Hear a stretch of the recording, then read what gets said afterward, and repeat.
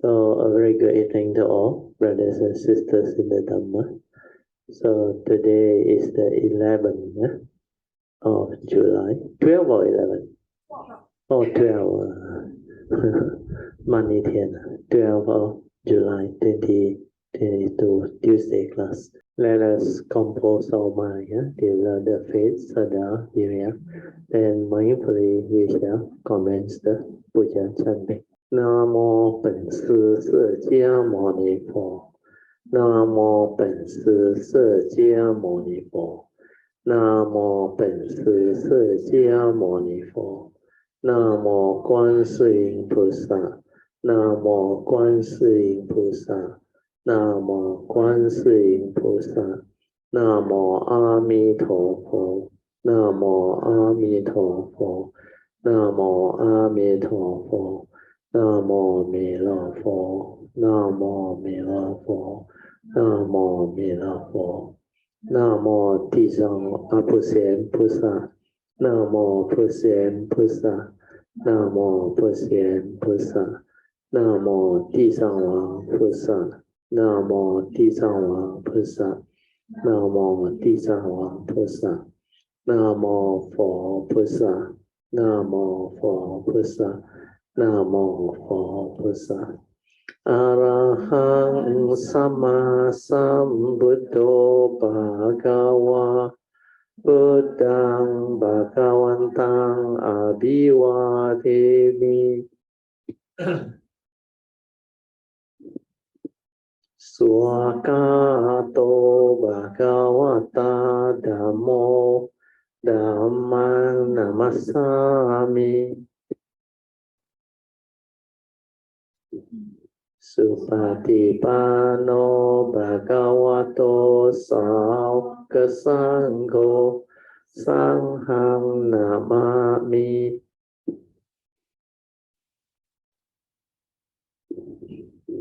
นะโมตัสสะภะคะวะโตอะระหะโตสัมมาสัมพุทธัสสะนะโมตัสสะภะคะวะโตอะระหะโตสัมมาสัมพุทธัสสะนะโมตัสสะภะคะวะโตอะระหะโตสัมมาสัมพุทธัสสะบุตตังสรณังกัจฉามิธัมมังสรณังกัจฉามิสังฆังสรณังกัจฉามิตุติยมปิพุทธังสรณังกัจฉามิตุติยมปิธัมมังสรณังกัจฉามิ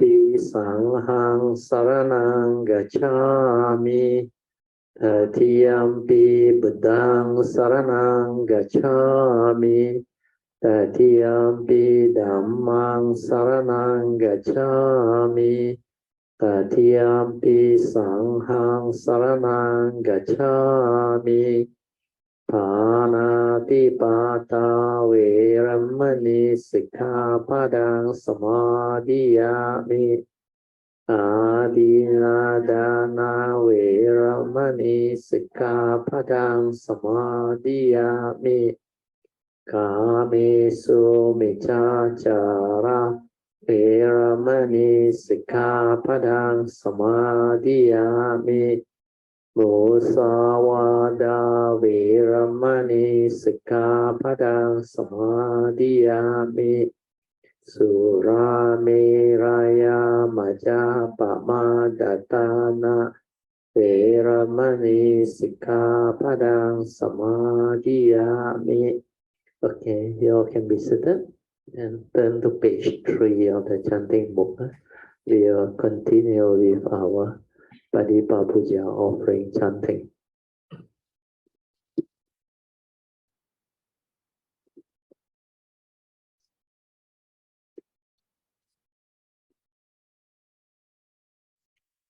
Padipa Puja offering of light. Ganna sarapadittena dippena tamang tangsina tiloka dipang sambuddhang Pujayami tamonodang Ganda sambarayutena Dopena hang sukang hina Pujaye pujaniyang tang Puja bhajana muttamang Vanna ganda guno petang Etang kusuma santatin Pujayami munindasa Siri pada sarorohe Pujemi budang kasumena nena Punnena matena cia hotu mokang Pupang nilayati yata idang me Kayo tata yati vinasa bhavang Adivase tuno bante Paniyang parikapitang Anukampang upadaya Patigan hatu muttamang Adivase tuno bante Pale parikapitang Anukampang upadaya Patigan hatu muttamang Adivase tuno bante Bojanang parikapitang Anukampang upadaya Patigan hatu muttamang. Okay, now we will chant the puja aspiration based on our understanding of the significance of all these puja offerings. Significance of offering of light. May this offering of light to the Buddha brings forth the causes and conditions to illuminate our mind and help arise the needed clarity and understanding to dispel all darkness or ignorance therein. Significance of offering of water.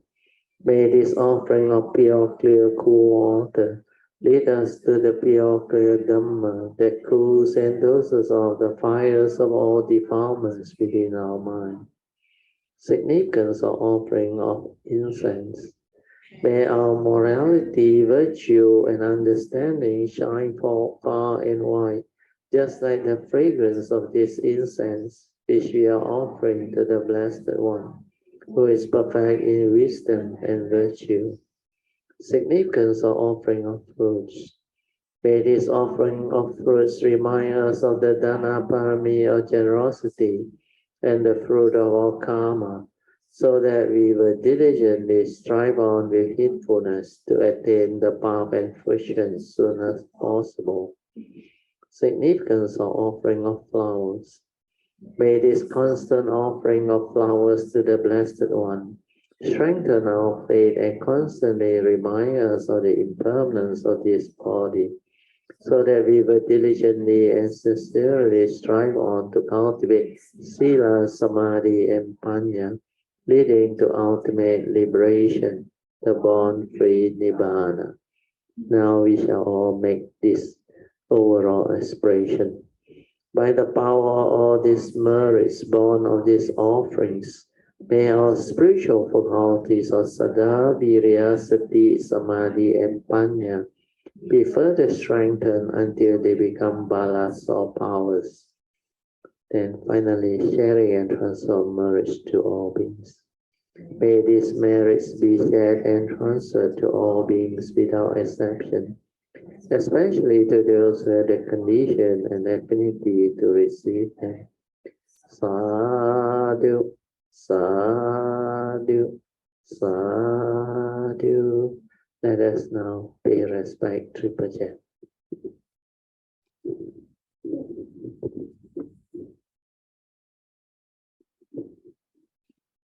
Buddhang Pujeni.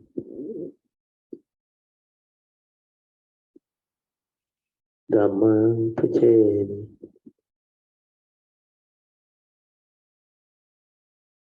Sanghang Pujeni.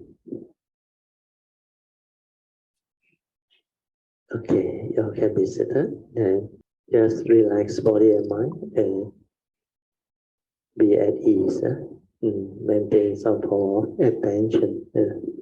Then we shall off the light so that we all can have half an hour of awareness-based meditation. So awareness-based meditation is very important because it will help us develop the inner awareness. The inner awareness, when it arises, it will become very useful because this is the meditative mind.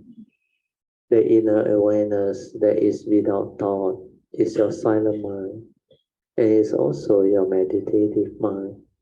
And if you understand it, it is also your true mind before the thought arises, before the thinking arises, before the aggregates of mind arise. That's why all these 5 aggregates of form and mind within the consciousness, they are all manifestation of that true nature.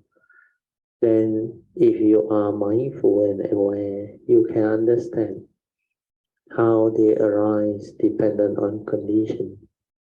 They are dependent, originating, condition arising, causal phenomena. When you see it very clearly, then you will come to understand profoundly, who are you, what are you, what this 5 aggregate of form and mind is all about, the 2 aspects. First aspect as a living being, in our case is the human being. Then the second aspect is our mental 5 aggregates of form and mind, where the external form enters the mind through our perception aggregate. So together with the 4 aggregate of mind, which is Vedana, Sanya, Sankhara, and Vijnana, we have the 5 aggregates too. So every moment of sense experience, every moment of contact, this 5 aggregate of form and mind, the second aspect, can also arise. And this is what the Buddha is interested in. That's why the Paticca Samuppada teaching, the 12 links that the Buddha taught, they deal with the 5 aggregate of form and mind, the second aspect, which is the thought. Before it becomes the thought, it's just the pure vijnana. Then when you input the content of consciousness, it becomes Namarup. Namarup is the second aspect of the 5 aggregate of form and mind. So that's how it arises. So if you are mindful, you can see it, you can understand it, and a lot of things become easy and clear. Okay, I will set the alarm now so that you can proceed with your half an hour of awareness-based meditation. Then after the half an hour is up, I will ring the bell. Upon hearing the bell, slowly, mindfully come out of meditation. So initially, just remember the 4 support, especially the first 3 for awareness-based meditation. First support is relax body and mind completely, so that you are completely at ease. Nothing to disturb you or bother you. Physically relaxed, mentally also relaxed, at ease.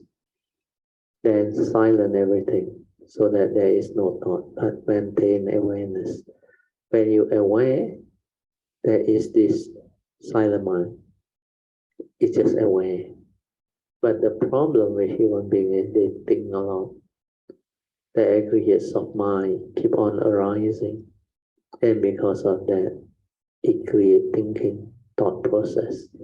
So this heedless thinking is a result of avijja, ignorance. That's why avijja paccaya sankhara. Sankhara is mental activity, mental movement, mental states, mental emotion, your mental intention. Everything that your mind can do is sankhara, including your feeling and perception. So Vedana Sanya is part of sankhara. That's why sankhara in total, the Buddha described there are 52, including these 2. Otherwise, it's only 50. And this will become the content of consciousness. you are mindful and aware this content of consciousness, that when you can be aware, you can understand how you are conditioned into negativity, into emotion, and how you function as a human being. All this will become clear to you. Okay. You can slowly, mindfully come out of meditation. And you turn to page 6 of the chanting book. We'll do the invocation to the devas. Invocation to the devas. In this universe, in their entirety, let the deities and devas come here. Let them hear the good teachings of the King of Sages, which gives heaven released Nibbana. This is the time to listen to the teaching. This is the time to listen to the teaching. This is the time to listen to the teaching. Samanta Chokawalisu Atra Gachantu Devata Saddamang Munirajasa Sunantu Sakamokadang Dhammasvanan Kalo Ayang Badanta Dhammasvanan Kalo Ayang Badanta Dhammasvanan Kalo Ayang Badanta Namo Tassa Bhagavato Arahato Samma Sambuddhassa Namo Tassa Bhagavato Arahato Samma Sambuddhassa Namo Tassa Bhagavato Arahato Samma Sambuddhassa Iti Beso Bhagava Arahang Samma Sambuddho Vicha Charana Sampanno Sugato Lokavido Anotaro Purisa Dhamma Sarati Satta Deva Manosanang Buddho Bhagavati Swakato Bhagavata Dhammo Sanditiko Akaliko Ehipaseko Opanayiko Pachatang Veditabo Vinohiti Supatipano Bhagavato Sāvaka Sangho Ujupatipano Bhagavato Sāvaka Sangho Nyaya Patipano Bhagavato Sāvaka Sangho Samichi Patipano Bhagavato Sāvaka Sangho Yadinang Tatari Purisa Yokani Atta Purisa Pukala Esa Bhagavato Sāvaka Sangho Ahuneyo Pahuneyo Dakeneyo Anjali Karaniyo Anotarang Punyang Ketang Lokasati Sadhu Sadhu Sadhu. Okay, here can be seated. And we shall continue from where we started. We are at page 303 of this book. The wonderful Dhamma Lotus Flower Sutra, volume 1. Okay, Sutra. Then there was another Buddha, also named Brightness, of sun, moon, lamp. And then another Buddha, also named brightness of sun, moon, lamp. And so forth, for 20,000 Buddhas, all of the same name. Brightness of sun, moon, lamp, and also of the same surname, Vaja. Maitreya, it should be known that all of those Buddhas, from the first to the last, have the same name, brightness of sun, moon, lamp, and were complete with their 10 titles, and that the Dhamma they spoke was good at the beginning, good in the middle, and good in the end. Then we move on to the commentary here. Previously, in explaining the passage, good at the beginning, good in its middle, and good at its end, I spoke of Sakyamuni Buddha.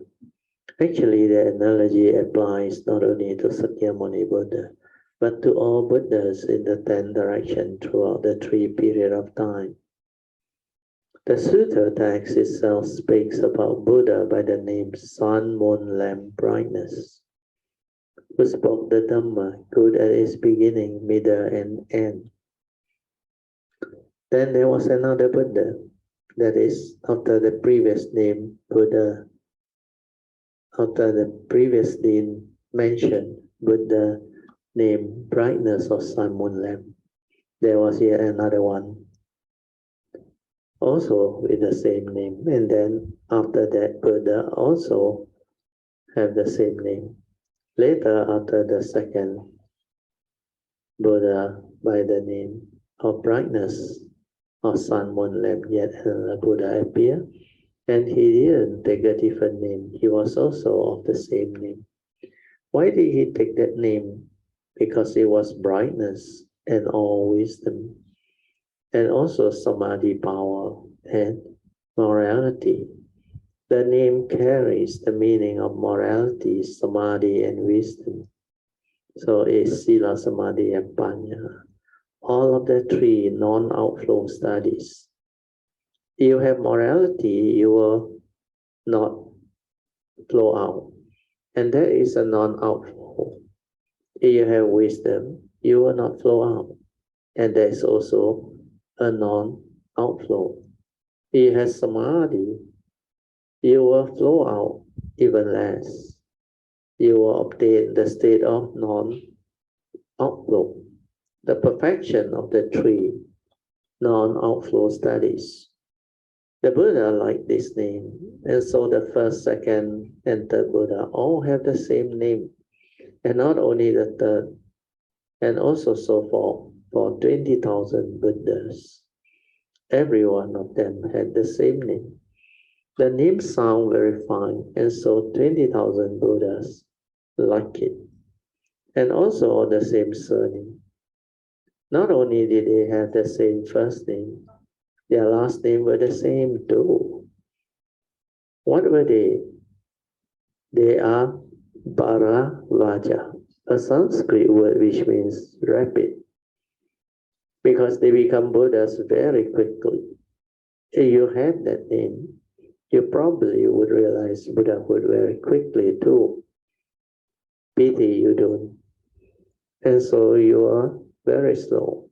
The word Vaja may also be interpreted as sharp-rooted, because they were extremely intelligent and wise. Where did their wisdom and intelligence come from? It comes from the cultivation of all manners of Dhamma. They study the Sutta, they read and recite the great vehicle, the writings. And so their names, sharp-rooted, it may also be said to mean full speech. Their speech was perfect. They expressed the doctrine in its entirety. What they say was all in accord with the Buddha Dharma. Those are the 3 meanings of Vaja. Then the commentary say, Maitreya, it should be known So the commentary. Maitreya Bodhisattva says, Manjusri Bodhisattva says, Maitreya Bodhisattva invincible. You ought to know that all those Buddha from the first to the last had the same name, brightness of sun, moon, lamp. They were complete with the 10 titles. The name brightness of sun, moon, lamp is a specific name. The 10 titles are common to all Buddhas of the 10 directions. And that of the Dharma they spoke was good at the beginning, at the middle, and at the end, right up to the last of the Buddha. They all spoke Dhamma which are good at the beginning, good at the middle, and good at its end. When they first brought forth the Bodhisattva and began to cultivate, it was good. In the middle, while they were cultivating, it was also good. And at the very end, when they become Sammasa Buddha, it was also very good. So this is one of the way to explain good in the beginning, good in the middle, and good at the end. Then we go on and read the sutta. Before the last Buddha left the home life, he had 8 royal sons. The first was named Intention, the second Good Intention, the third Limitless Intention, the fourth Jewel Intention, the fifth Increasing Intention, the sixth Intention Rid of Doubt, the seventh Resounding Intention, and the eighth Dhamma Intention. The 8 princes were of awesome virtue and self-mastery, and each ruled over 4 continents. When the princes heard that their father had left the home life and attained Anuttara Samyak Sambodhi, they all renounced their royal position and left home as well. They brought forth the resolve of the great vehicle and constantly cultivate Brahman conduct. All became Dhamma master. Having already in the presence of 10 million Buddhas, planted the seeds of goodness. Then we go on to the commentary. Before the last Buddha left the home life, the commentary says, before the last of the 20,000 Buddhas had left the home life, he had 8 royal sons. Sakyamuni Buddha had 1 son, Rahula. The last of this series of Buddha's brightness of sun, moon, lamp had 8 sons, and each had his own name. The first was Intention. He had a great heart for the way and had brought forth the intention, the thought of one with the help of the great vehicle. The second, Good Intention. He had no bad intention. He had well brought forth the Bodhi mind, well brought forth the great heart for the way. So he was called Good Intention. The third, Limitless Intention. He had brought forth an unlimited great Bodhi heart for the way. This was his intention. The fourth Jewel Intention, his most cherished, most treasured intention, was to seek for Buddhahood. The fifth, Increasing Intention. What intention was increased? The intention to bring forth the Bodhi heart. The sixth intention, rid of doubt. In cultivation, only fear that you will have doubt. If you have doubt, you may take the wrong path. So it is said, the cultivator's heart must be free of doubt. Once doubt arises, it's easy to go wrong. This one is very true. So without very strong, unshakable faith, doubt can arise. When doubting thoughts begin to plague you, in your confusion, you may lose the right path and enter a dangerous path. The seventh, resounding intention. His cultivation of the great vehicle Dharma was like an echo in a mountain valley. When you bring forth the Bodhi heart, the Bodhi mind, the way heart, it works like an echo. You bring forth the heart and the Buddha knows. The eighth, Dharma intention. The eight princes were of awesome virtue and self-mastery. Each of them was very solemn, dignified, and accomplished in virtuous conduct, and each ruled over 4 continents. The 4 continents refer to a system of one sun, 1 moon, and 1 Mount Sumeru, and 1 set of 4 continents. When the prince heard that their father had left the home life, when they heard that their father had already left home and became a monk, and on top of that had become a Buddha and attained Anuttara Samya Sambodhi, the utmost equal and proper enlightenment, all 8 of them all renounced their royal position. They didn't become emperor anymore. They give up their beautiful consorts and concubines. They didn't want them. They gave up their kingdoms, cities, wives, and children. They renounced their kingdom and gave away their cities, gave away their wives and children, and left home as well. They followed the last of the brightness of Sun, Moon, Lamp, Buddha, and left home. They brought forth the resolve for the great vehicle and constantly cultivate the Brahman conduct. They always cultivate pure conduct and did so without resting. They were always vigorous.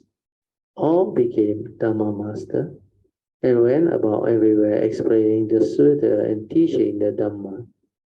Having already in the presence of 10 million Buddhas planted the seeds of goodness, do all kinds of good deeds, making offerings to the Triple Gem, paying respect to the Triple Jewel, the 8 royal sons cultivated the giving of offering and practiced the Bodhisattva conduct, cultivating the Buddha way. They brought forth great Bodhisattva. So these are the example of very strong resolve of all these beings who actually go forth. Because when you are in this spiritual field, this spiritual line, the cultivation becomes very different. And when all this manifests, you will move on your own. That's why this sutta, they explain the uniqueness of this particular type of name, that so many Buddha, Sammasambuddha, intend to have them and perfect them to become the Sammasambuddha. So this total 20,000, I think, is one of the most unique. Never before so many. Then the last one, all the 8 princes also follow him. And also the world give up and perform so much perfection and cultivation. That's why their way is very unique. And so many love that name. So this is a very good example of how the spiritual cultivation can be developed by people who have the affinity and condition to understand. Okay, we continue with the sutta. Next section of the sutra. At that time, the Buddha, Sun, Moon, Lamp, Brightness spoke a great vehicle sutra named the Limitless Principles, a Dhamma for instructing Bodhisattvas, of which the Buddha are protective and mindful. When he had finished speaking the sutta, he then in the midst of the assembly sat in full lotus, and entered the samadhi of the station of limitless principles. His body and mind were unmoving. So this limitless principle is a very unique principle. Then from the heaven there fall a rain of Mandarava flowers, Mahamandarava flowers, Manjushaka flowers, Mahamanjushaka flowers, which were scattered upon the Buddha and the entire great assembly. All the universes quack in 6 directions. At that time, the entire great assembly of Bhikkhu, Bhikkhuni, Upasika, Upasaka, gods, dragons, yakas, Gandharvas, Asura, Garudas, Kinnaras, Mahoragas, beings human and non-human, as well as the minor kings and the wheel-turning sage kings, and so forth. All attain what they had never had before. They rejoice and join their palms, and with one heart grace upon the Buddha. Then the third come one emitted from between his brow a white hair mark light, which illuminated 18,000 Buddha land to the east, omitting none of them. So this was the potency of such Buddha's power. Then I read on.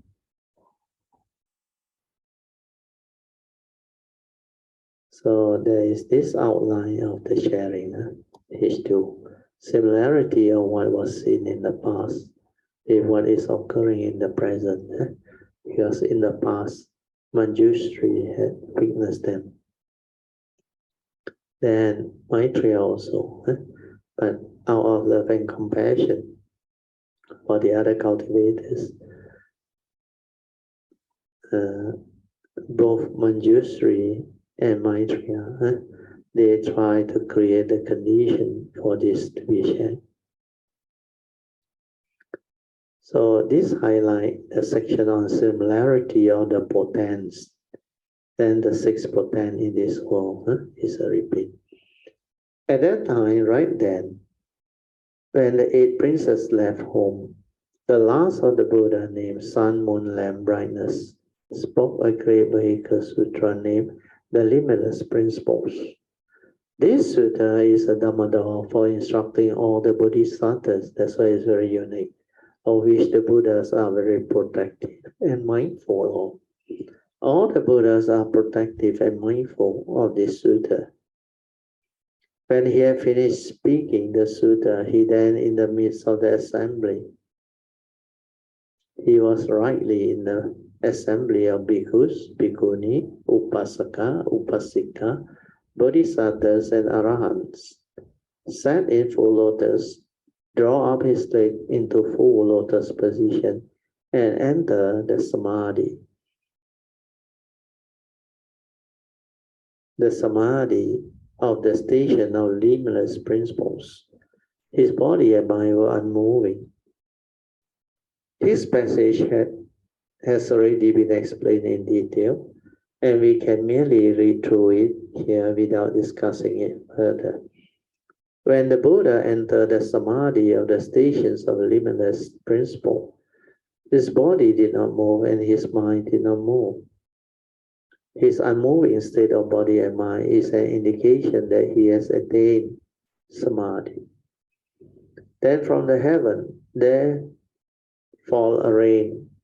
It looks like rain, but it was not water. What was it? It was rain of Madavaras, flowers, little white flowers, and Mahamandarava flowers, big white flowers.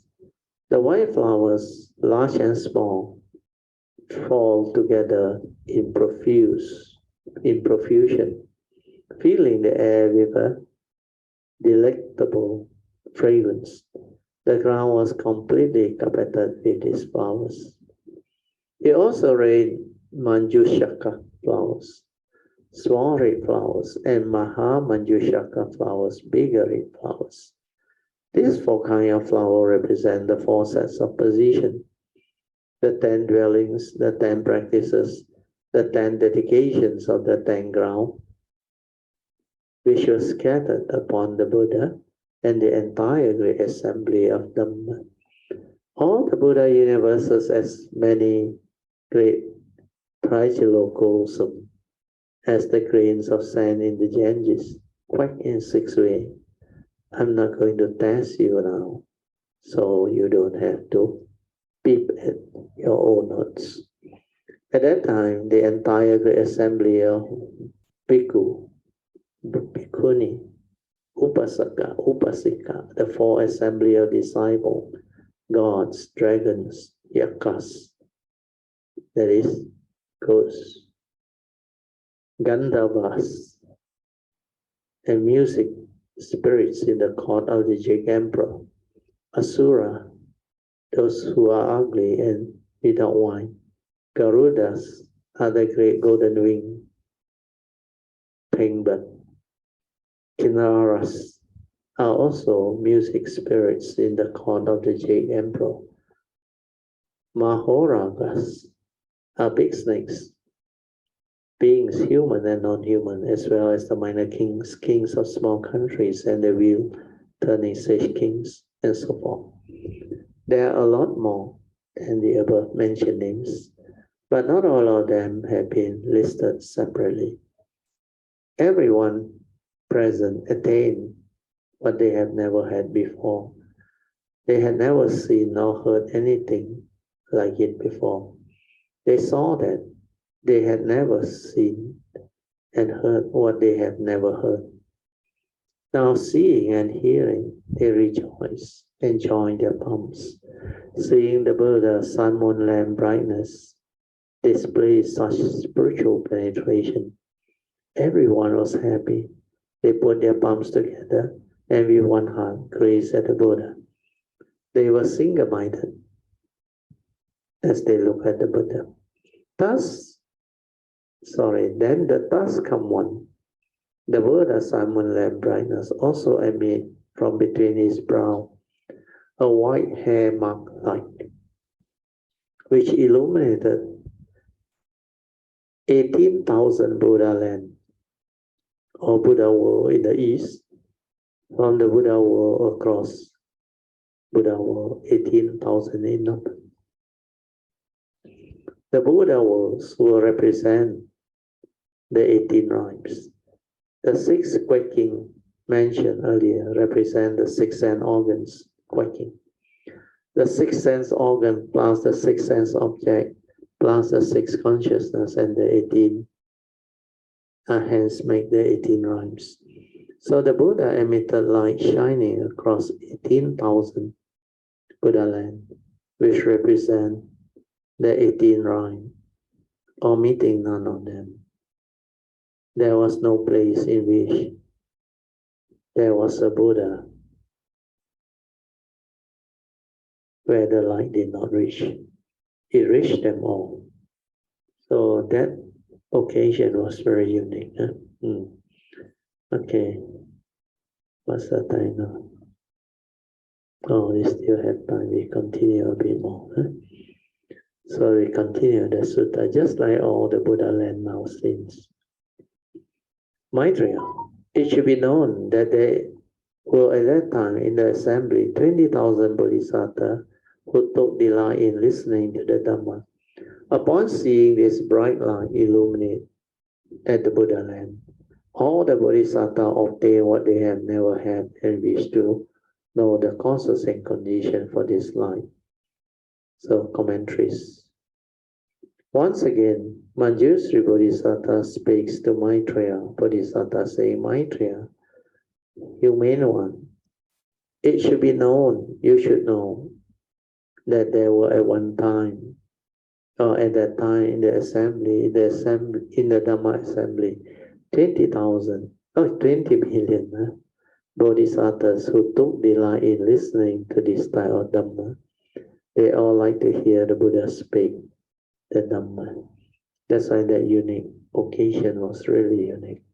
Upon seeing this bright light emitted from the Buddha, brightness of the sun, moon, lamp, illuminate all the Buddha land, all the Bodhisattva gave rise to doubt. They didn't understood or they didn't give rise to doubt.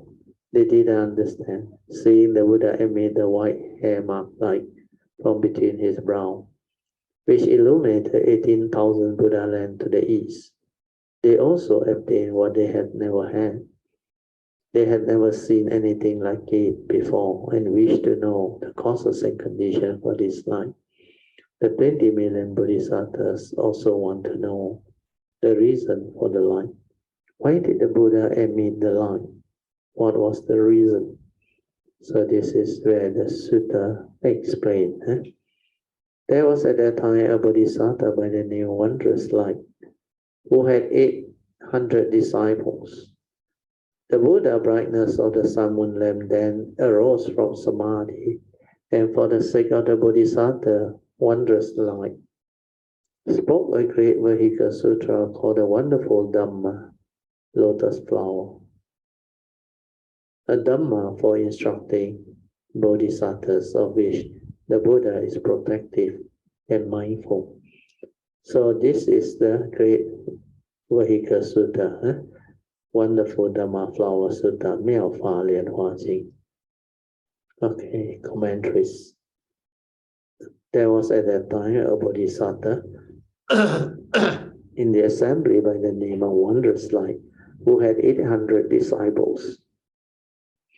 The Buddha brightness of the sun, moon, lamp then arose from Samadhi. He came out of his Samadhi. The Samadhi of the station of limitless principle. And for the sake of the Bodhisattva, Wondrous Light, spoke a great vehicle sutta, which he called the Wonderful Dhamma, Lotus Flower Sutta. It was the Dhamma door for instructing Bodhisattvas, of which the Buddha is protective and mindful. So no wonder this sutta, 妙法蓮華經, the Wonderful Dhamma Lotus Flower Sutta is so important, so popular, because without this particular sutta, actually a lot of people who took the Bodhisattva way, they will not progress so fast. So this sutta is very unique. The Wonderful Dhamma Lotus Flower Sutta. Once you have this sutta, these are suttas that use, the Sammasabada use to instruct all the Bodhisattvas. That's why it can be very, very unique. So understanding this sutta is very important. That's why we intend to cover this Wonderful Dhamma Lotus Flower Sutta, 妙法蓮華經. Now we only at chapter 1. There's a lot more to go, but no hurry. Hopefully, slowly, steadily, we will be able to finally complete them. Okay, I will go back to the sutta.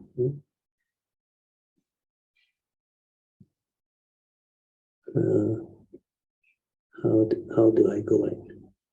Wait, I have to ask Sui to help me.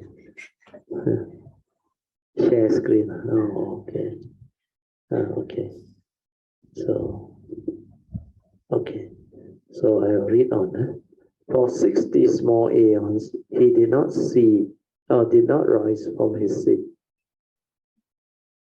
Those assembled listening also sat in one place for 60 small aeons with bodies and mind unmoved, listening to what the Buddha said, as if it were but the space of a meal. At that time, in the assembly, there was not a single person who grew weary, either physically or mentally. This is really awesome. When the Buddha, brightness of sun, moon, lamp, spoke the sutta, how long did it take him?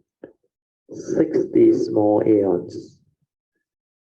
If you are talking about a long one, 60 small aeons isn't really too long. If you you are talking about a short period of time, it isn't exactly short. 1 aeon is 139,600 years. This is a small aeons. 1,000 of those aeons, oh sorry, that is just one very, very minute aeons. Then 1,000 of these minute aeons make one small aeons. So count out, how long would 60 small aeons be? Well, this is really long. So you add 1,000 means 139,600 million years. And that is one small aeons. So 1,000 of those aeon only make one small aeon. Then he spoke the sutta for 60 small aeon. Means 60 times 139 million years. Oh, this is really long. However, one thought is 10,000 years. And 10,000 years is but a single thought. This one you can never comprehend until you realize your true mind, your true nature. Because that nature is beyond thought, beyond mind. Then you can understand why it is mentioned. One thought is 10,000 years. And 10,000 years is but just a single thought. You could also say that one thought is 10,000 aeons. And 10,000 aeon is but a single thought. In the heaven of the four kings, a single day and night is equivalent to 50 years here on our human rhyme. In the heavens of the 33 means King Saka. They call it the Tavatinsa heaven. A day and night is 100 years among humans. Then a day and night seems like a very short space of time to them. It's just like what Einstein has discovered. What Einstein has discovered is the theory of relativity. Time is a fourth dimension. It's relative. When your speed tends towards the speed of light, time is arrested, almost arrested. Time slows down. And scientists have proven it. They have experiment. They experiment with the clock flying at high speed. Then they experiment with the particle accelerator. Then they realize the half-life extended. Then they also have calculation to prove it. Time is a fourth dimension. So time, they finally discovered that formula. Time is equal to square root of 1 minus your speed divided by the speed of light, the whole thing square.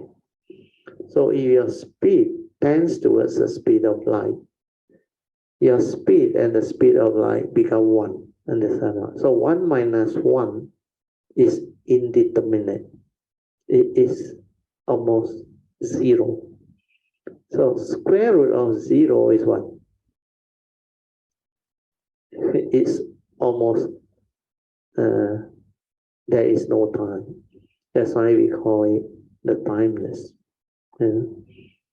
So when we understand this, then we can understand why they say 1 aeon or 10 small aeon is only 1 thought.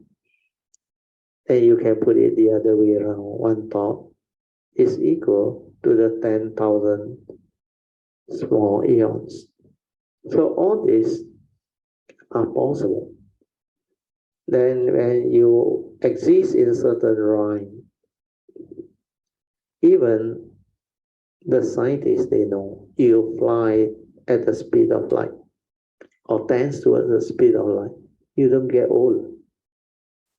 You don't get old because time is like arrested. A lot of these things, he used a logical thinking mind, the human mind, you cannot understand. Where this is the consciousness field. The consciousness field is another very, very major field. That's why the scientists, they have actually developed a lot of R&D research and study.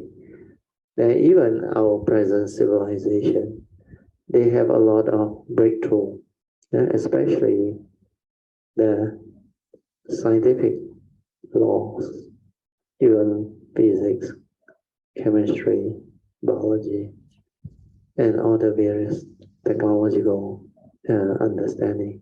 They have developed them. Even in the field of quantum mechanics, in the field of electromagnetic wave. Scientists have discovered a lot of things. Gravity, then of course, apart from gravity is electromagnetic wave.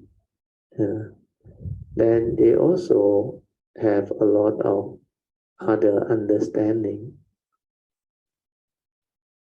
You realize they have even gone down into all the quantum world to develop the quantum mechanics. Then the theory of relativity and many other things. Then Einstein tried to discover or come to the understanding of a unified theory. He called it the unified theory.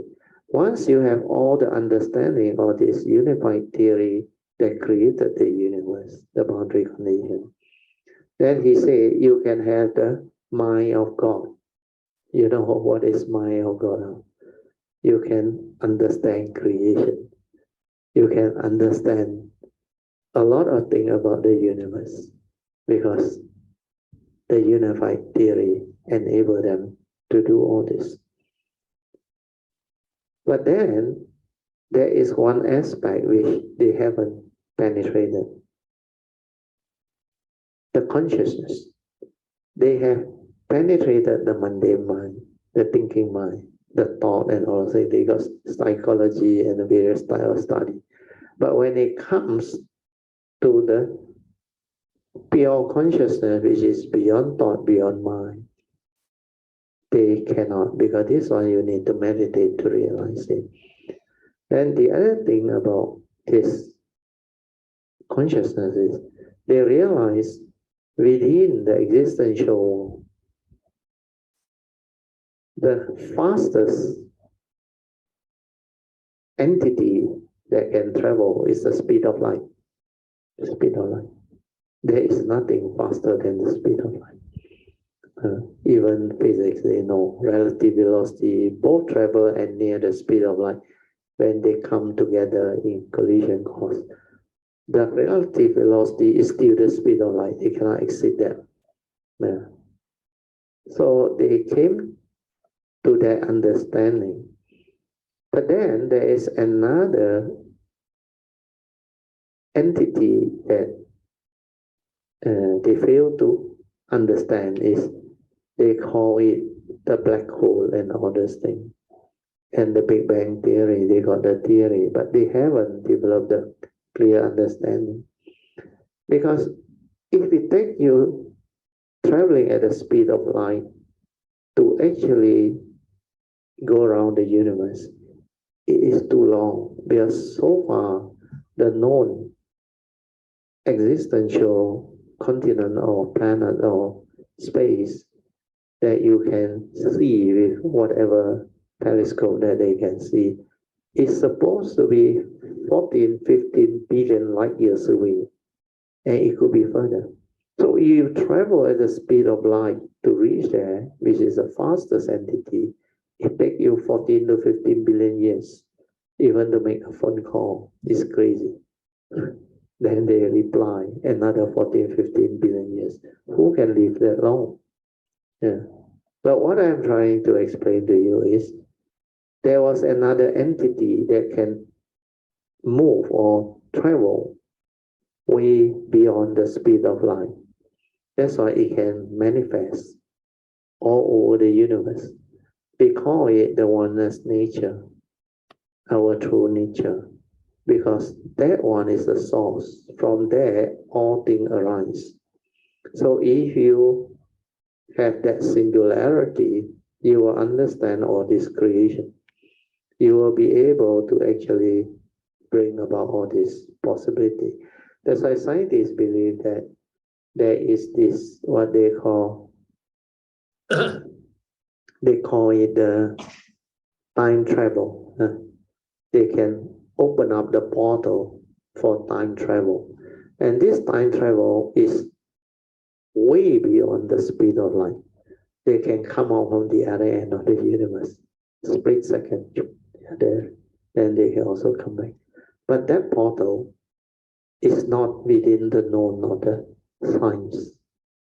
That's why that one, you have to meditate. You have to realize that nature. Then only there's a possibility of breakthrough to understand all this. Okay, we go back to the sharing. I think we still got another 8 minutes. Okay, I will continue. When people sit in meditation, if they don't strike out false thinking, they can sit for an entire day and feel as if it were a single second. If you strike out false thinking, it can seem as if a single second lasted. Oh, who knows how many years? Who sit there and you can't sit still? You want to quit sitting. And so one thought is 10,000 aeons. 10,000 aeons is but a single thought. So this is true for those who can develop the meditative experience. Sometimes when you go into cessation, time passes. There is no movement at all, no time. It is relative. Then sometimes you can actually go into certain mind state. Like the rhyme where they live very long, the formless rhyme and all things. Actually, you go in, it's like for a short period. But when you come out of it, when you become conscious of it, I remember when I was in the university on the first day I arrived, I never meditated before. I went to science faculty, I saw K3 Ramananda, our late chief. He gave a very good talk. Then he pointed to the brain now, the forehead there. He said, look inside. Look. So that time, I still don't know what mind is. I still don't know what meditation is. But I saw him pointing. I went back. That night I decided to meditate. I wait till my roommate sleep. I hear him snoring. Then almost 12 midnight, I decided to sit to meditate. Then because I can concentrate and focus very well, so I silent everything. Nobody taught me how to meditate.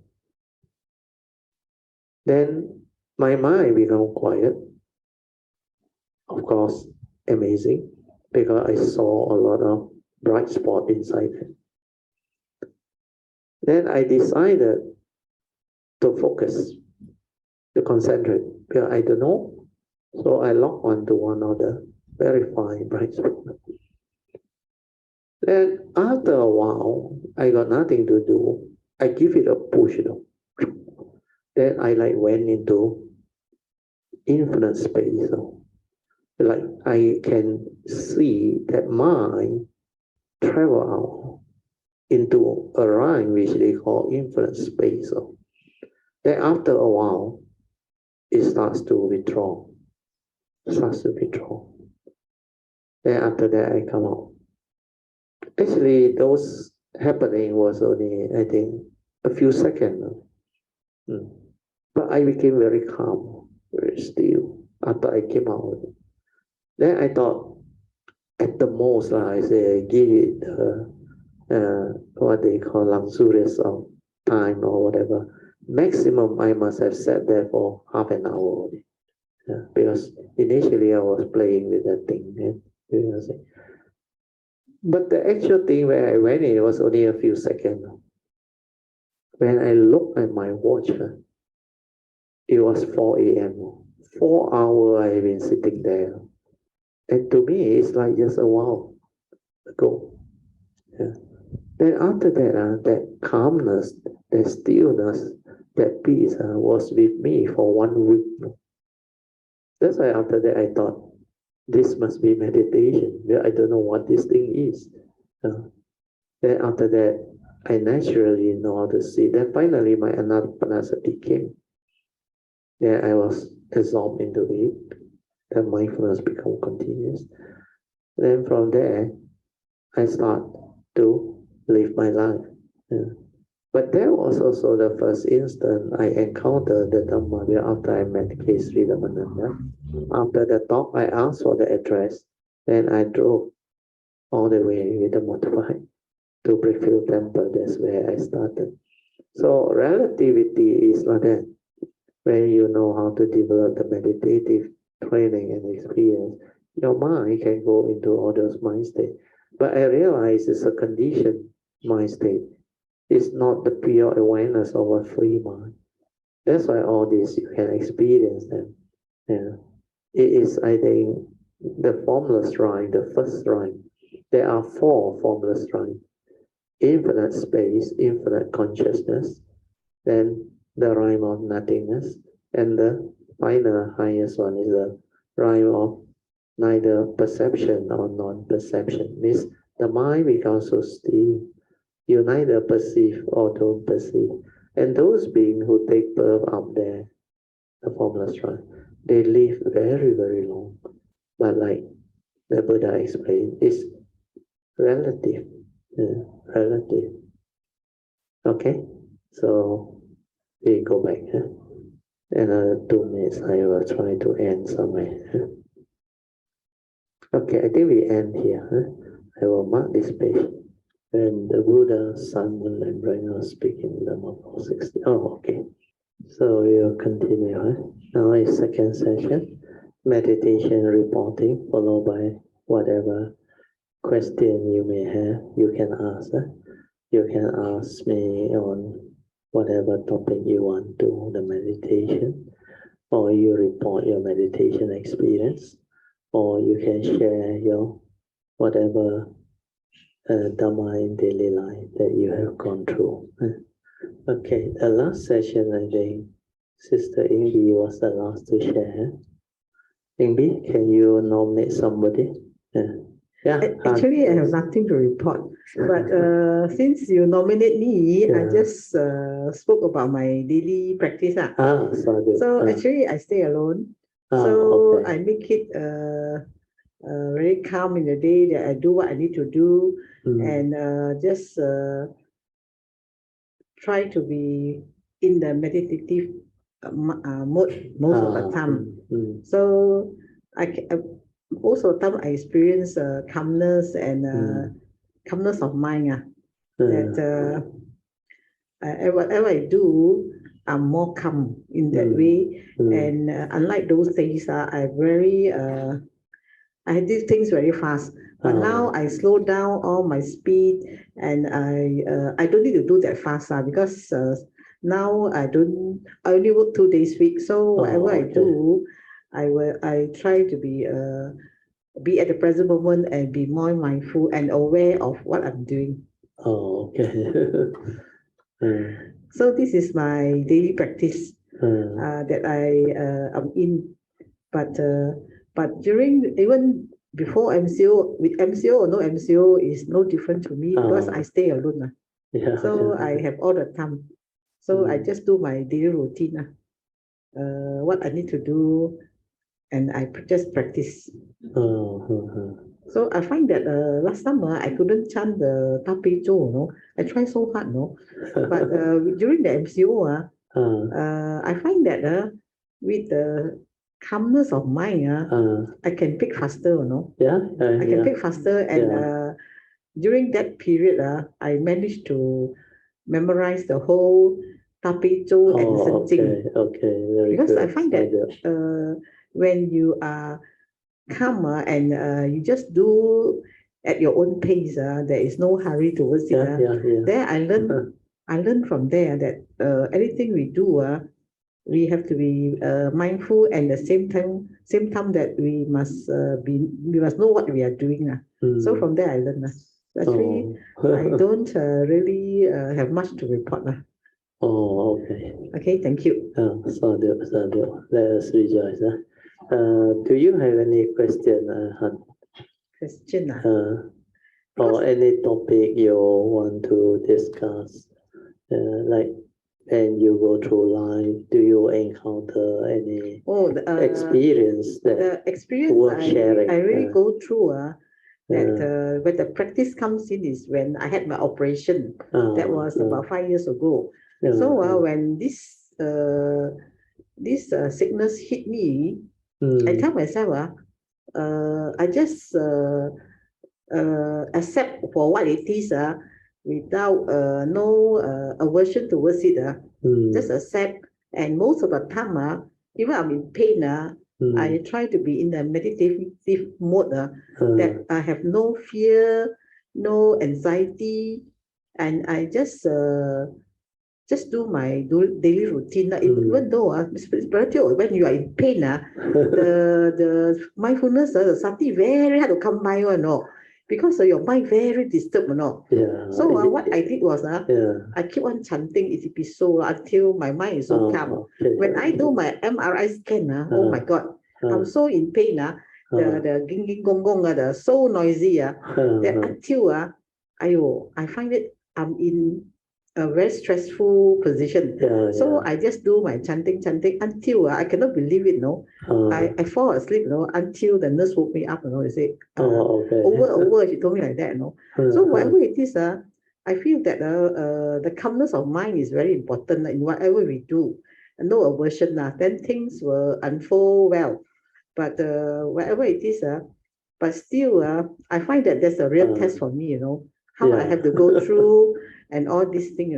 So when I only when I came back, then I have recollection of mind that actually this aspiration was made in the holy site. I cannot remember which holy site. May I be blessed with good health to practice. It just came back to me. It just came back to me, when I was discharged and when I came home, you see. So the aspiration could have helped you. The aspiration really helped me. So whatever we do, so as a Buddhist, we really must really practice our daily mindfulness, in the sense of that must be in line with practice. Then otherwise things will unfold well. And also I find that upkeeping the precept also very important. Very important. So that is the guide to as a Buddhist. Sadhu. Okay, that's all. Good. Thank you. Okay, maybe I will add in a bit. What Sister Han has shared is very good. Something that she actually encountered or went through or experienced. So based on what she has described, you can understand maybe a few important things. First is you must have faith. Then you have faith because she went to the holy site. I think must be referring to India. Is it India? Yeah, although she can't remember where. She remember she made the aspiration for good health, to practice, to cultivate. That's why that 5 years ago operation, I was told by her, it was a very dangerous operation, life and death one. But she controlled. But like what she tried to share with us, which is very good, so that you all can learn. This one is, I feel, important.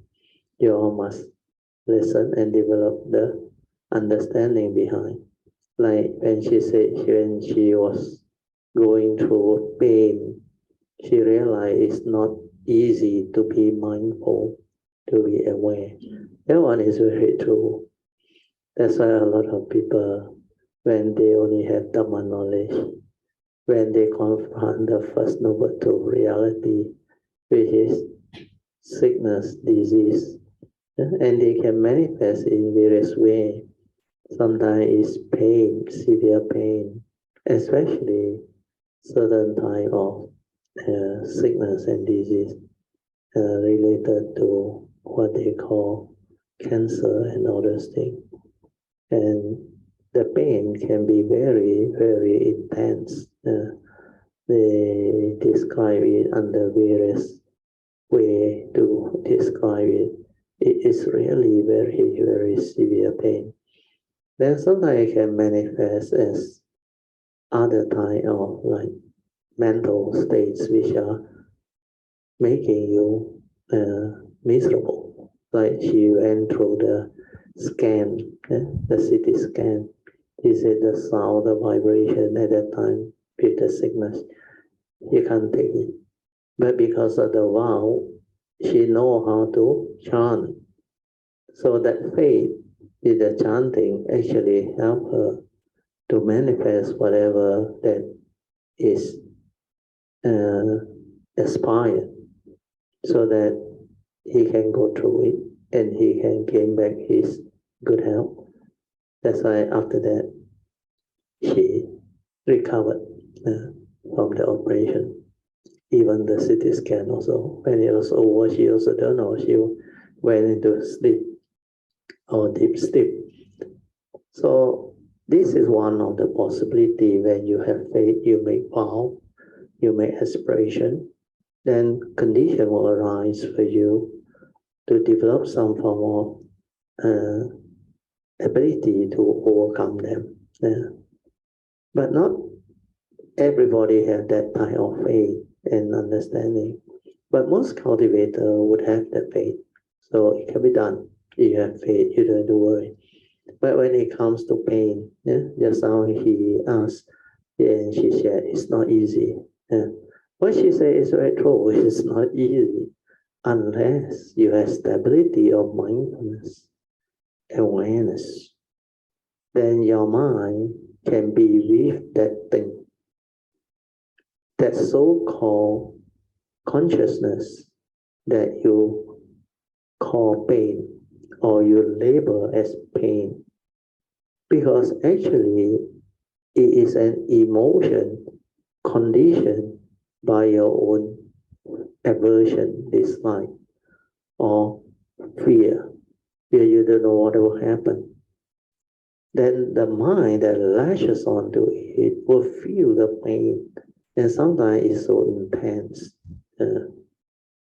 I went through too before I did my operation for my buttock.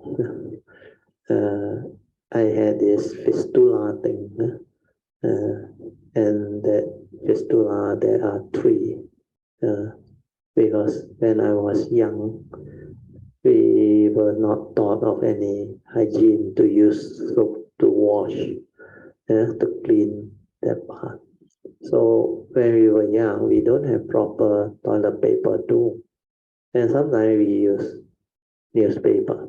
Then if got toilet paper, we use toilet paper or whatever paper. Then this developed. Then when I grew up, it become, they call fistula.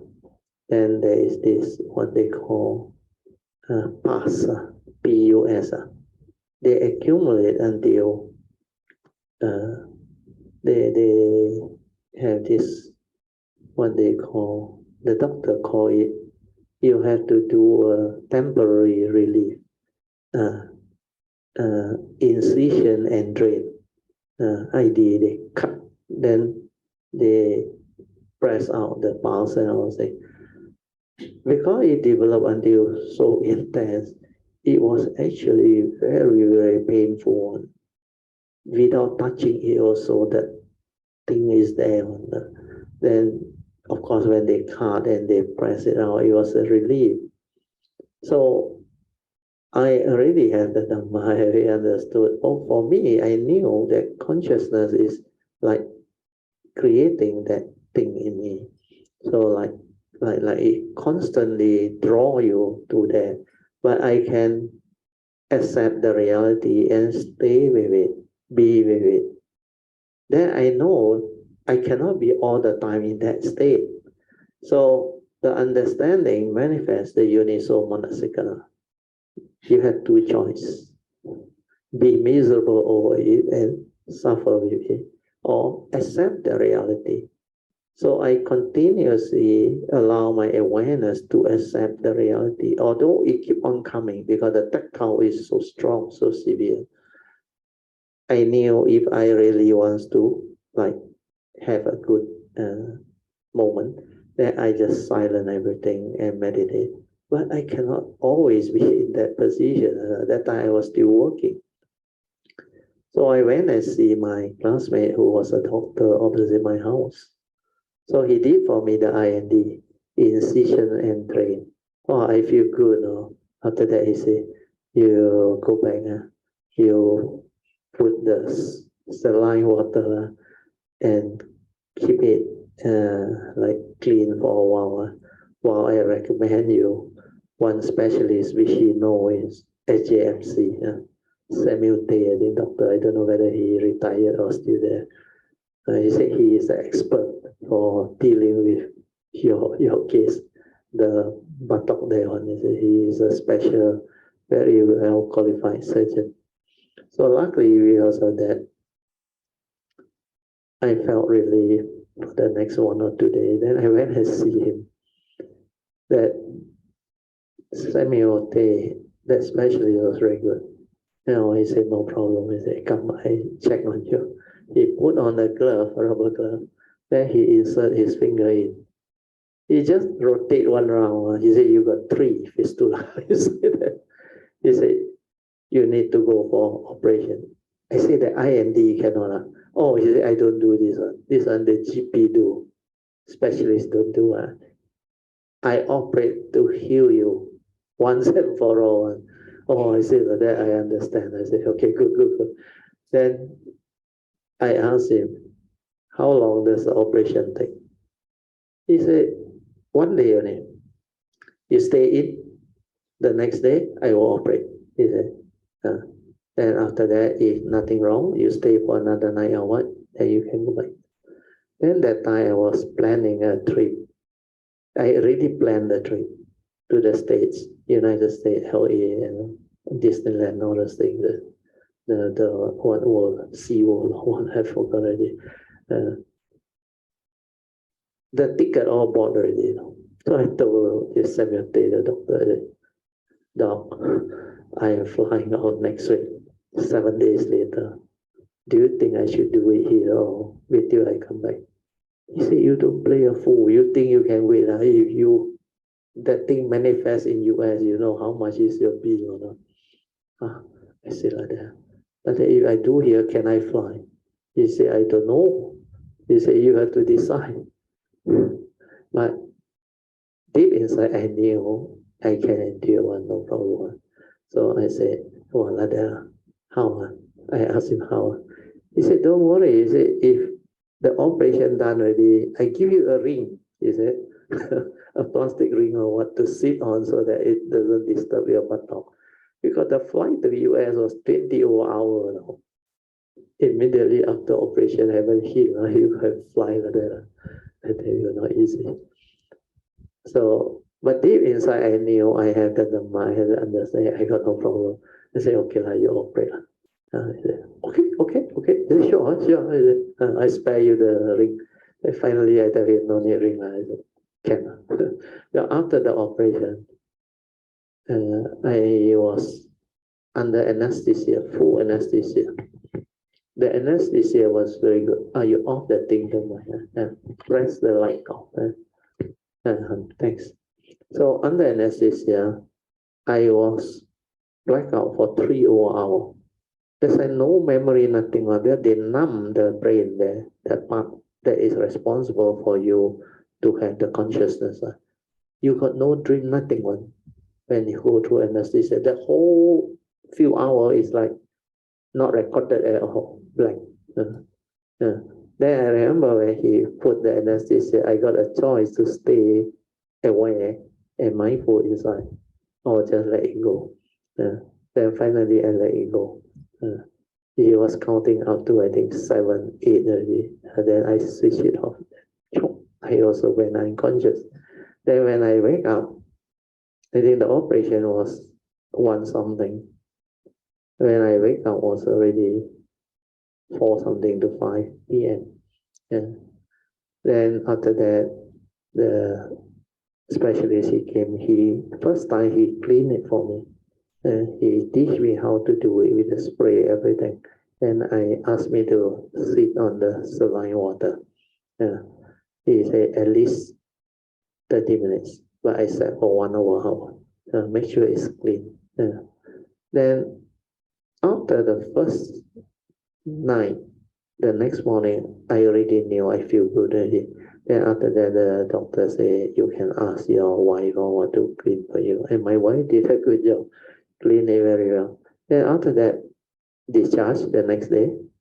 Then 5-6 days later, fly to US. I know how to meditate. I know how to relax silent. I got no problem. So this pain thing, what I'm trying to describe to you is, you can be aware of it, but because that fistula that I experienced very painful, the pulse when they press it out is very smelly on there. It's like septic inside there already, and it like bunch out. And it's very painful when the skin become like very sensitive. So when they did the incision, you have to endure. Then I was able to be with it. Even when I went and see my classmate, I say it's very painful. I say this one is really we are from other style. Then he said, okay, let me have a look. Wow, you can harness. Then he said, I did the IND for you immediately. That's why he did it for me. Good karma. I only suffer. I didn't really suffer. I was like, I went through the IND.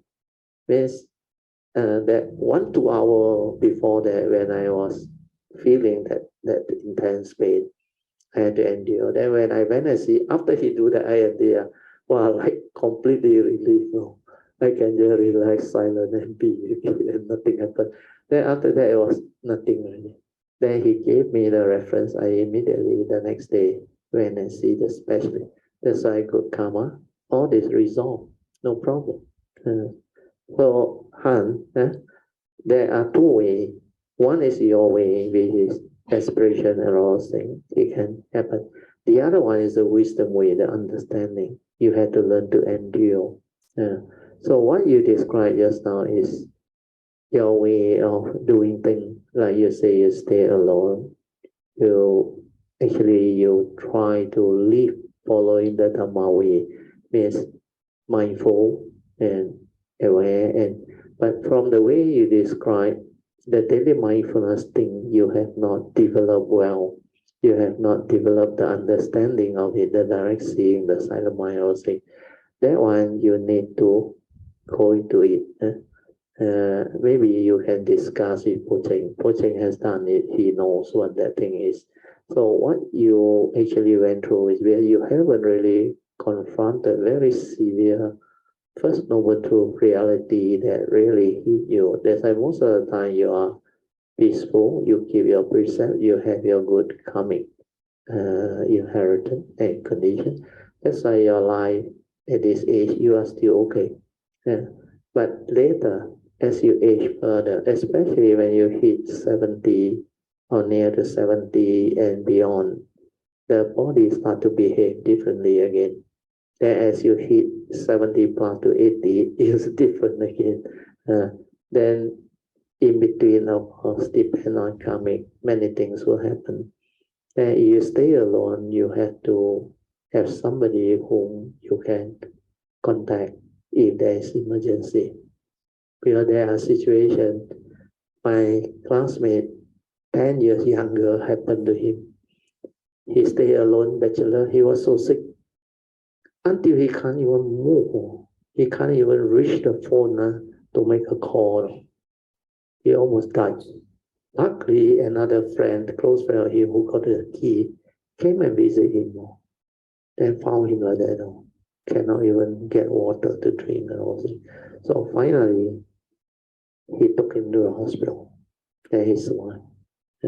So if you stay alone, make sure you can actually contact somebody, keep your phone near to you and all those things. Then the other thing is also, when we stay alone, sometimes we don't know what will happen. In fact, one of the Kayamita, true story, middle of the night, she was getting from the fridge, she really wanted to eat something, the overnight food. She heated it up. Then she made a drink, and she was eating it. Halfway through, she blacked out. And she fell with the hot soup meal and together with the drink, actually splashed on her. That was midnight. 3-4 a.m. morning, she regained consciousness and recovered. Then called one of the Kayamita, also the close friend. Luckily, they all single, not married one. Like Stephanie, they all these people. I told them, you better make contact and make sure everything okay. He called her. Then she immediately called me. Then I went with my wife over. I said, now why we go?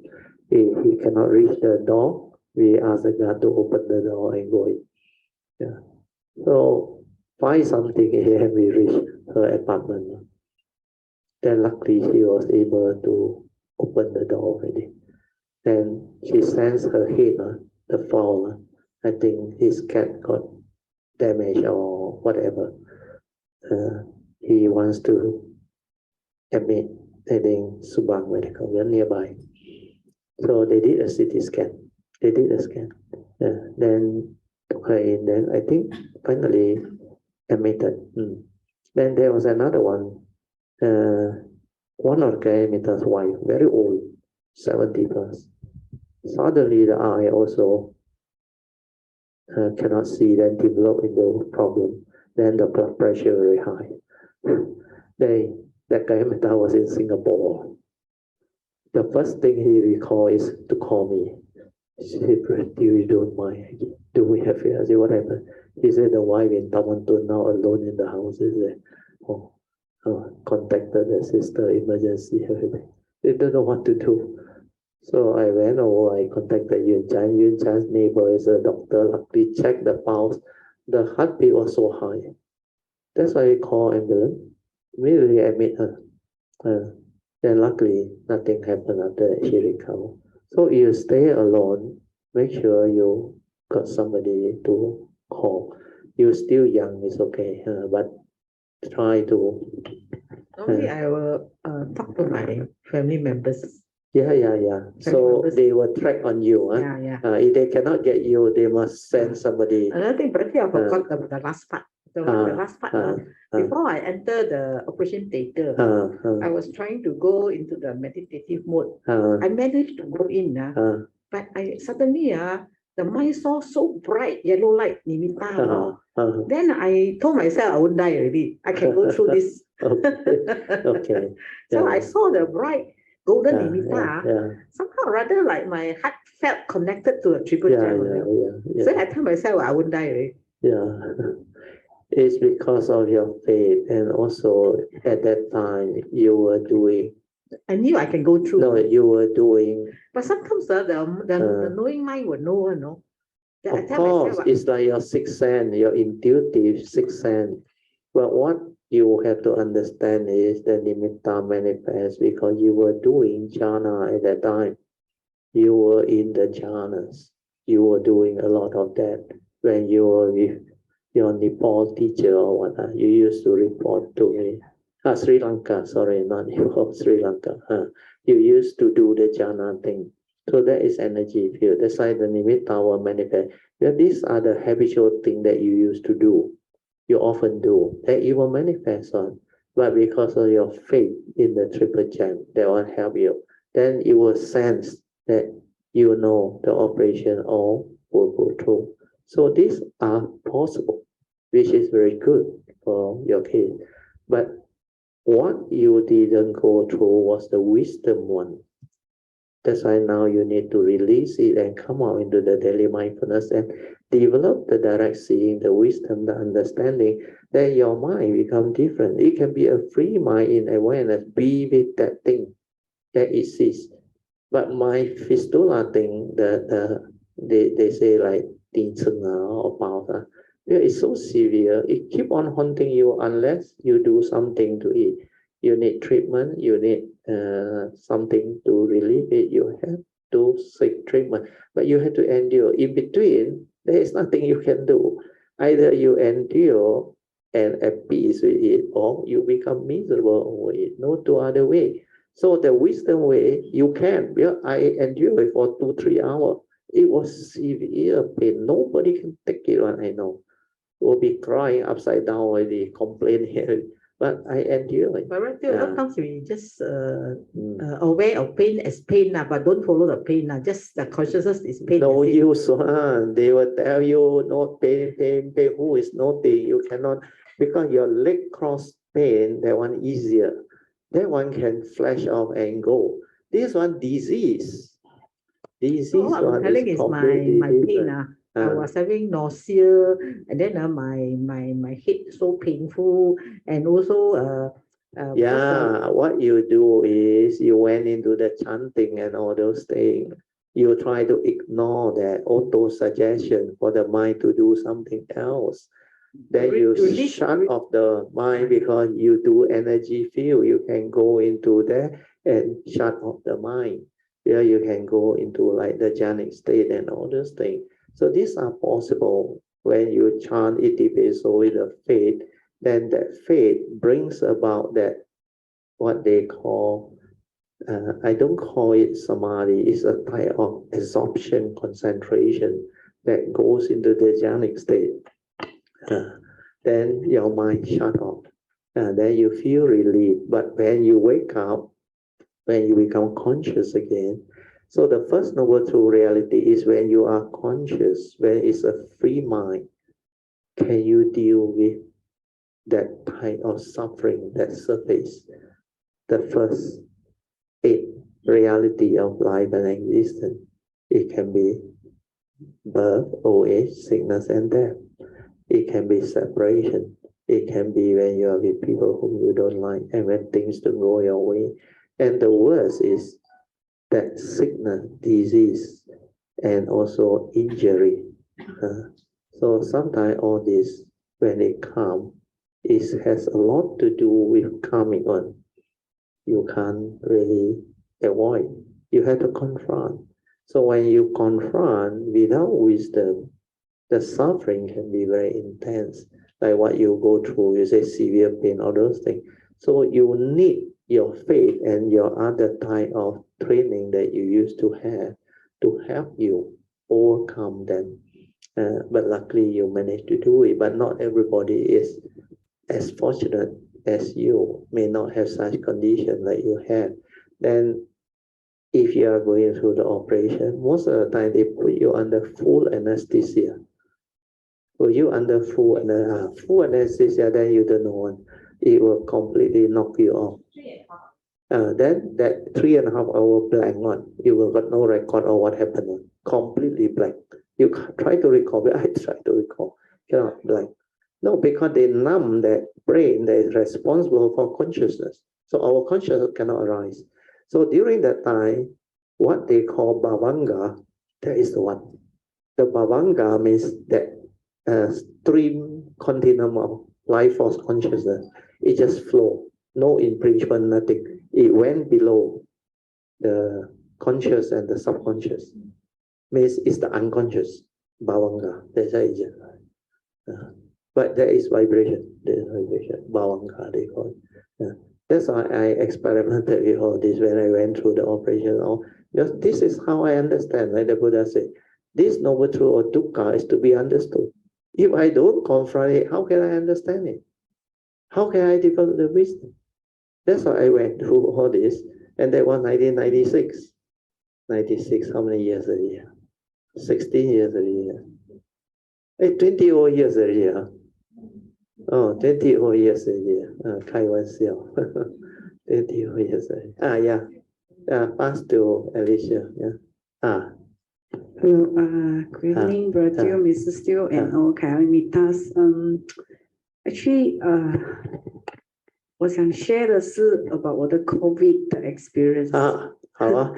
它也是一个 personal truth。Actually, when we first stayed on 我的 retreat, so-called the quarantine, so I was having fever, cough, flu, backache, everything. So, 当我有这一切的所谓的 suffering 的时候，然后我的 cough 是 non-stop 的， so 它就是 keep on cough. So 我就 suddenly inside 就问我自己的一个 message， 不是说本来无一物的吗？然后我就去 meditate, you know. So 我就去 meditate. Of course, in the first beginning, it takes a little while to settle down 啦，我就 meditate。可是真的可以，我不就。然后 I can sit for 20 over minutes without cough, without anything, just silent， 真的是。然后我就1-2个小时都可以。对，对我出来我讲，我真的是可以的哦。But you cannot be in that position for the whole of your life. Right， 这个只是一个过程给你去 experience， 去知道，去 understand 所谓的这个 five aggregate， 所以我们去 grasping on 这个 perception， 很痒啊，那个 tactile 只是一个 tactile 嘛，然后你很痛啊，然后你去抓就很痛啊，然后所谓的一切的一切了，所以就。through 这个 experience， 还有一个就是你呼吸不到的，对，你呼吸不到，那你怎么办呢？Some people develop fear。所以我就跟我自己讲，呼吸不到就不要呼吸咯。然后我就把那个被盖着那个头就睡觉了。好的，就过了4个小时这样子就 blank off， 就 I mean I wouldn't know it's a meditation or what, but I just blank off for 4 hours. Then when I wake up, wow, it's like so fresh and you know like suddenly 你好像一个 new you 这样，你知道吗？所以我的感觉是哇，真的是很 amazing， 就是整个过程让我明白到这个所谓的我的 COVID 的 experience 是人生的另外一个 you know 阶段去 understand 这个 Buddha Dharma， you know? So after that。for 今天来讲其实我 after 那个 dinner 我的喉咙一直在很痒，然后我就 drop by 去买一个 capsule OK。可是当我在 meditate 的时候，那个 half an hour 我感觉不到我的喉咙。对，它就是只是一个 stillness， 一个 silent， 完完全全没有感觉。Because that's tranquility, still mind is your true mind. When the true mind is there, this conscious, what they call tactile thing, even feeling it cannot go near. But you have to be in that state, continuous. But you have to come out one. This body is your body. The body go the way of nature. So let me explain a little bit of how you able to do it, which is very good. Because like you say, the COVID, all the symptoms, your pain, your cough, your ache, and all those things. Then even you have what they call. Then finally, of course, stuffy. You cannot breathe, like difficulty in breathing. That one I will explain later. All this, like your ache or whatever, then itchy throat, these are easier to deal. For our body, these are very easy. This one, whenever I about to have a flu or fall sick or have any of this fever or what. For me, it's nothing. I just relax, silent, and I go through and I recover. Then I need to rest only. Yeah, I only need to rest. For your case, it's very good because you do not project your thought to trigger the fear when you cannot breathe. Because you know how to meditate, you know how to silence and go to your nature. That's why actually when you cover the blanket and just silent, meditate, that ability to meditate makes the big difference. Because when you do that, you went into your nature. Then when we are able to meditate with that type of awareness, actually we already able to be like mind is deep. Mind is deep means you hardly breathe one. You seldom breathe. You can be aware anywhere on. Then the breathing becomes very like normal, very quiet, very still. There's no one. That's why when you go into it, then when you arise, it's 4 hours, you feel very fresh. Then you are actually doing the meditative movement into your nature, into your gateway. That's why that one will help you recover, recuperate. So that one is very, very good, very beautiful. That's why with the Dharma, with the understanding, and you have the stability of mindfulness, and you know how to meditate and go to the gateway, all these are possible. You can recuperate very fast and all those things. But when you have severe disease, like they call certain kind of, what I went through is one of them, the fistula, because this thing is, they call septic already, hot hong already. It means become very serious already. And that thing keep on trigger or whatnot. It's not just a normal itchy tactile. This one is like the body tell you, chronic already. You need to seek treatment. But this is the way the body actually sound out to you, tell you, you need to attend to it. That's why it become like very strong, keep on haunting you. It is actually worse than a person in depression, where the cocoon of thought keep on hitting them. That one is mental suffering. That one actually you got wisdom, you can endure. But physical body one is not easy. You have to have the stability of mind first to be with it. Then I can stay with it for a period, but I know that type of tactile keep on coming on. Once I out of the meditative state, that thing is there. Then I got 2 choices: endure or have to allow it torment me and develop the like negativity of my state. But very strange, I can just endure now. Although I know it's very painful, very uncomfortable, but it's not affecting me at all. Then if I completely silent, the mind is the mind, that thing is that thing, the consciousness is that thing. That 2 things are not related one. But because it is tactile, so strong, your consciousness trapped inside cannot run. It keep on manifesting. It's like continuously haunting you. So you have to attend to it. That's why I attend to it. So that is the one that I want you to understand. When you face that, don't be a hero. I know we can do it for a while, but need to seek doctor.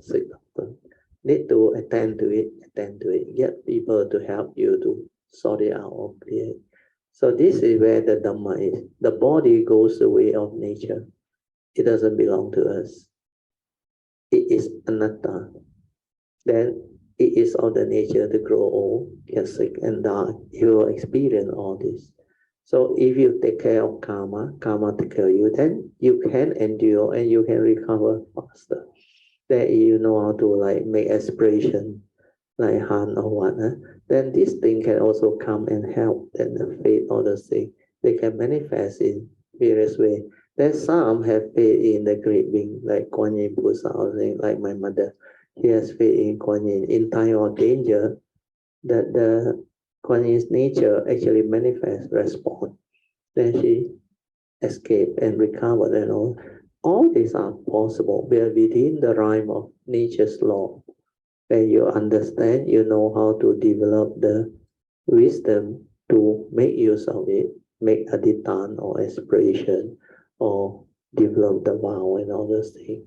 then you create affinity with great beings and all things. Then it will manifest. So sadhu, very good. Okay, yeah. I went to before operation. I went to Yunnan because of the high altitude. I came down from cable car. Suddenly, I can't breathe. My body becomes so soft, Oh. Okay. So I just be aware. I just go into a meditative mode. Silence the mind. Then I just do my breathing. In out in anapana. I think within 5 minutes. I'm back to normal. Yeah. That's why. Once you panic, this will hinder you. You know what it have? Yeah, you develop anapana, which is mindfulness of the in and out breath. Means you develop mindfulness. Then that mindfulness become continuous. Your awareness, your true mind surface. I was at the back, the last person, the sedan chair, the China person. 现在摆舞。People asking me to go on the sedan chair. I said no. Yeah, they always want to get business. They expect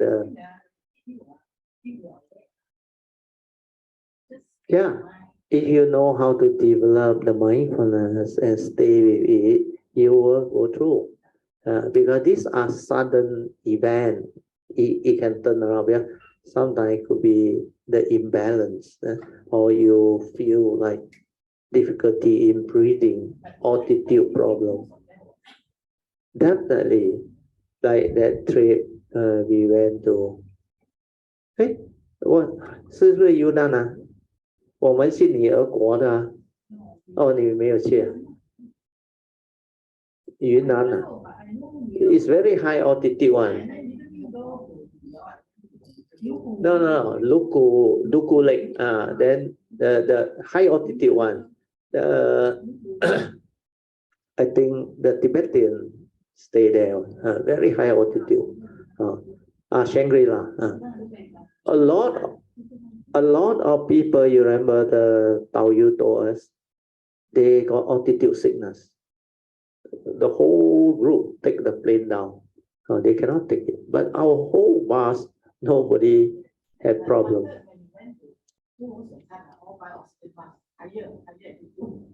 Yeah, they also asked us to buy. We also buy, but no need to use. All of us fine, no problem. That's why you have the understanding, you're mindful and where you should be okay. Yeah, good sharing, Sadhu. Oh, so fast, 10:30. Okay. So let us rejoice in all the good sharing. Sadhu. Now we better do the sharing of merit, transfer of merit, then we end. Akasata cha bhumata devanaga mahindika punyang tang bodhitva chirang rakantu loka sasana ittavata camehi sampadan punya sampadan sabbe deva anumodantu sampasampati siddhya idang me nyatinang hotu sukita hontu nyatayo idang me nyatinang hotu sukita hontu nyatayo idang me nyatinang hotu sukita hontu nyatayo devo vasatukalena sasa sampati hetu cha pito bhavatu loko cha Raja bhavatu dhammiko imena punyang kamena mame bala samagamo satang samagamo hotu yawa nivana patiya sadhu.